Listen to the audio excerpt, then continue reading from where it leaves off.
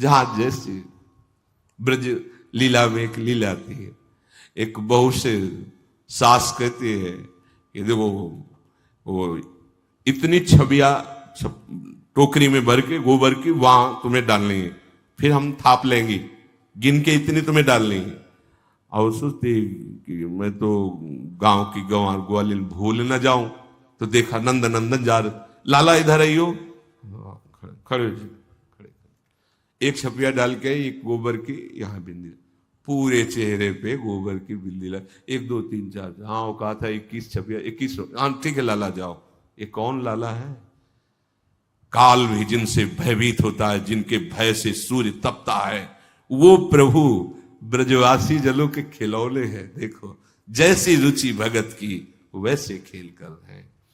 उखल में बांध दिया अनंत ब्रह्मांडों का स्वामी, जिसकी एक मंद मुस्कान से महामहिम माया का प्रादुर्भाव होता है, और सब बंधे डोल रहे चराचर जीव, उनको उखल में बांध दिया।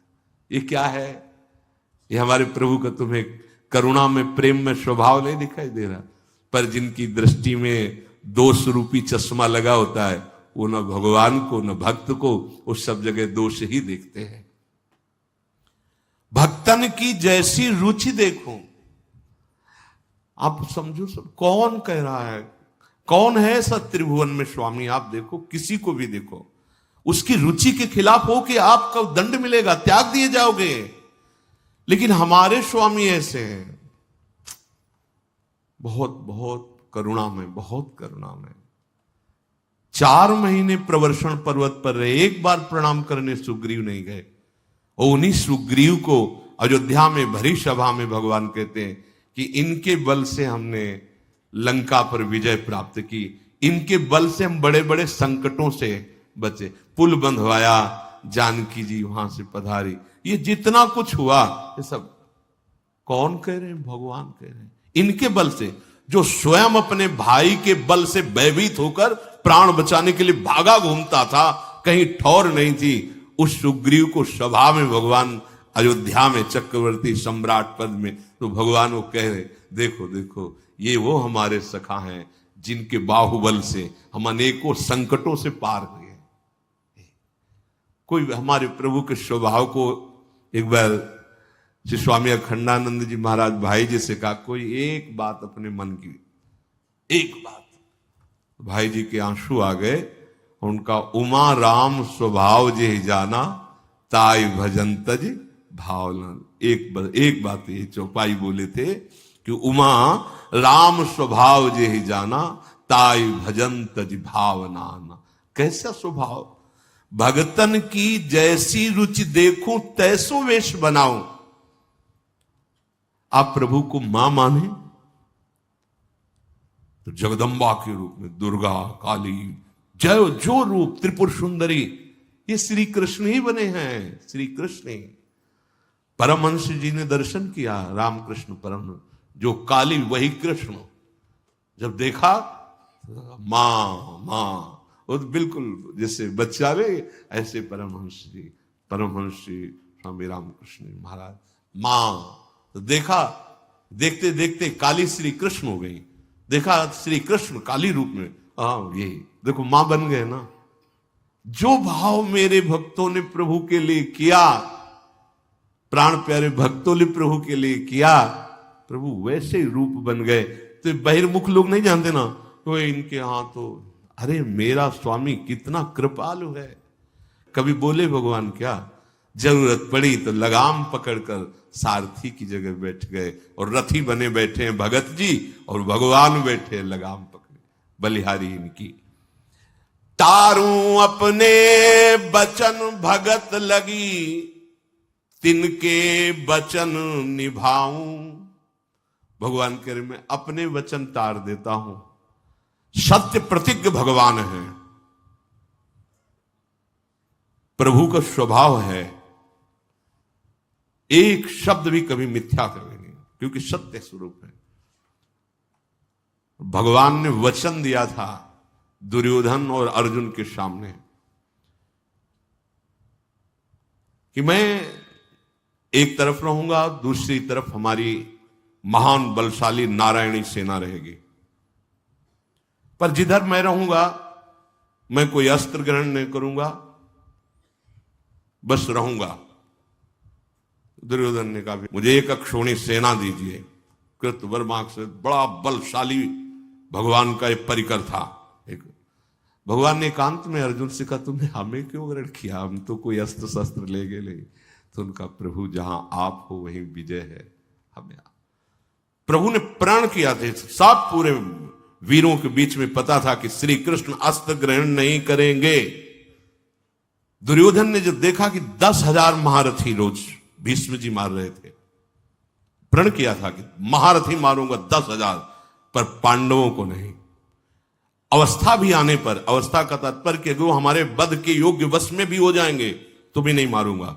अगर वो सलाह पूछेंगे तो मैं उसी समय उनको बचने की सलाह भी दे दूंगा, क्योंकि वो भी हमारे हैं, पर पक्ष तेरा लूंगा। बहुत बार कहा तो उनका अगर कल मैं जीवित रहा तो कल पांडवों का वध अवश्य हो जाएगा। अब तो भीष्म प्रतिज्ञा, इनके वचन कभी मिथ्या हो ही नहीं सकते। दुर्योधन ने मान लिया कि विजय श्री मेरे चरणों में आ गई। भीष्म जी ने जब, अब वो खबर वायु की तरह फैल गई। पांडवों ने सुना, जो भी नहीं रहेगा उनके दिमाग में, क्यों? श्री कृष्ण है ना। जब द्रौपदी जी ने सुना तो उनको बड़ी व्याकुलता हुई कि प्रभु हमारे और मुझे वैधव्य सहना पड़ेगा। इतना तो कष्ट सहना पड़ा, चलो सह गए, अब हमें वैधव्य सहना पड़ेगा। सीधे गए तो देखा कि प्रभु ऐसे टहल रहे थे। पहले पांडवों से पूछा कि तुम लोग सो रहे हो, तुम्हें पता है? भीष्म जी ने क्या कहा? बोले हाँ पता है। तो तुम्हें नींद क्यों आ रही? बोले आप जो टहल रहे हो ना इसलिए मुझे नींद आ रही। आपको चिंता है, मुझे क्या चिंता है? उतने में द्रौपदी जी पहुंच गई। बोली प्रभु भीष्म प्रतिज्ञा है, आप जानते हो। ठीक है। दासी का वेश, भगवान देखो, भक्तन की जैसी रुचि देखो तैसो वेश बनाओ। द्रौपदी की दासी का वेश धारण किया। अब वो दुर्योधन वहां से निकला था आनंद मगन होकर कि भीष्म प्रतिज्ञा हो गई, तो जितने भी पहरेदार थे सबको ये था कि शायद दुर्योधन की पत्नी जा रही हो प्रणाम करने के लिए, इसलिए किसी ने नहीं पूछा। भगवान पीछे दासी बनकर चल रहे और आगे द्रौपदी जी। और भीष्म जी जैसे महापुरुष की भी बुद्धि में यही बात, सब बुद्धि के तो बाप यही है ना, आप ही सब बुद्धि के पिता हैं, सबके जनक हैं। जाके प्रणाम किया पितामह को। स्वाभाविक उनके अर्ध निमीलित नेत्र रहते थे भगवान के ध्यान में। महाभागवत है, सौभाग्यवती भव। तब द्रौपदी ने हटाया ऐसे। भगवान वहां पास नहीं आए थे, दरवाजे तक गए। जैसा दासी का कार्य होता है, वो जब आंख खोल के देखा, कर ये द्रौपदी, ऐसे आने का कोई प्रश्न ही नहीं उठता बिना सूचना दिए।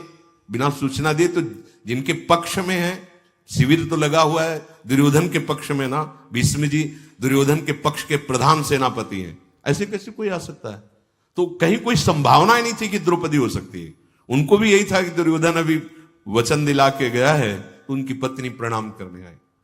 द्रौपदी जी ने कहा अभी अभी वायु की तरह खबर फैल गई कि आप कल 5 पांडवों का वध करेंगे, तो आपकी भीष्म की वाणी वो सत्य होगी या अभी संध्या का समय है, आप बोल रहे हैं सौभाग्यवती भव, ये सत्य होगी?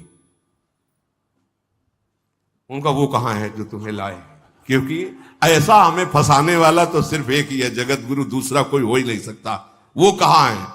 उतरे अपने आसन से, माला को विराजमान किया जो संध्या के समय, और बढ़ करके देखा तो सिकुड़े से दासी बने हुए खड़े थे। तो अंदर से तो बहुत की ऐसी परिस्थिति में फंसा दिया, और ऐसे वस्त्र पकड़ा द्रौपदी की, दासी की वेशभूषा में जो चुनरी ऐसे किया तो द्रौपदी की पादुकाएं गिरी, क्योंकि पादुका उतार कर भीष्म जी को प्रणाम करने। तो भगवान ने जो दासी का जो वेश रखते हैं वो वैसे ही आचरण करते हैं। दासी के जैसे पादुका स्वामिनी की लेकर ऐसे द्रौपदी जब गिरी तो भीष्म जी के आंसू आ गए, और द्रौपदी से कहा बेटी, ये अखिल कोटि ब्रह्मांडों के स्वामी जब तेरे लिए इतना कर सकते हैं तो तेरे सुहाग को कौन छू सकता है? काल की भी ताकत नहीं।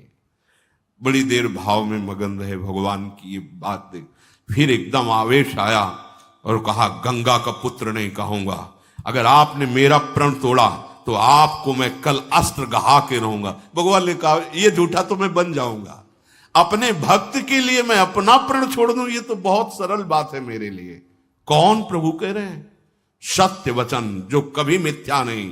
तो भीष्म जी के प्रण को अगर भगवान ने तोड़ा और भीष्म ने कहा कि मैं कल तुम्हारा प्रण तोड़वाऊंगा, तो भगवान ने अपना प्रण तोड़ दिया और रथ का पहिया लेकर भीष्म को मारने के लिए दौड़े और रख दिए धनुष बाण और कहा, यही देखना चाहता था कि आप अपने प्रण को रखते हैं या मेरे प्रण को।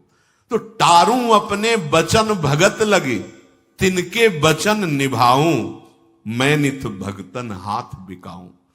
ऊंच नीच सब काज भगत के, निज कर सफल बनाऊं। पग धोऊं, रथ हाकूं, मांजू बासन, छानी छवाऊं। भक्तों के चरित्रों